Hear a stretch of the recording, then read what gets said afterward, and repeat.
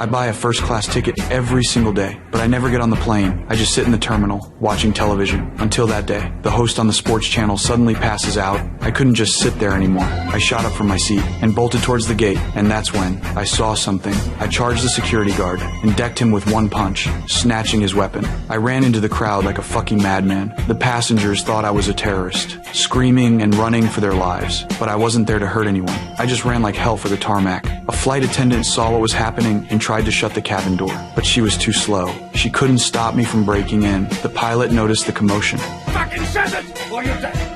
Shut the door! Terrified of the gun in my hand, she had no choice but to obey me. I stormed the cockpit. I put the gun to the pilot's head and told him to take off. Now, this was all happening so fast. The pilot was in total shock. I had no choice. I pushed down my own fear and tried to explain. The pilot just stared at me, completely lost. Just then, the pilot saw his chance and went for my gun, but he failed. The gun went off, shooting him straight through the hand. I didn't give a shit about his hand. I just screamed at him to take off, but with only one good hand, he couldn't fly the damn plane, and the co-pilot wasn't even on board yet.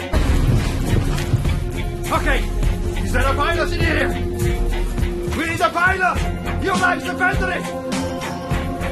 But the passengers just stared at me, blankly. No one answered. My heart sank. Just then, a woman named Kelly raised her hand. She said she could fly a helicopter. I didn't give a damn. I dragged her to the cockpit. The plane finally started to move. The pilot radioed the tower, prepping for takeoff, but there was no response. That's when I realized the stray bullet had fried the goddamn radio. But I didn't have time for that shit. We take off now, or you're all meeting God. The pilot had no choice. He had the flight attendant tell the passengers to buckle up, and told Kelly to gun it. Slowly, the plane lifted off the ground. I finally told them the truth. I'm Major Raymond, NATO Army. I overheard a top-secret meeting. Something's wrong with the Sunday. Any living thing its light touches dies. Hiding indoors won't save you, so we have to outrun the Sunday. We have to stay in the darkness to survive. Of course, they didn't believe me. I didn't bother explaining again. The plane was mine now, but, of course, our problems weren't over. The pilot's injury was getting worse. If he didn't get help soon, we were all going down with this plane.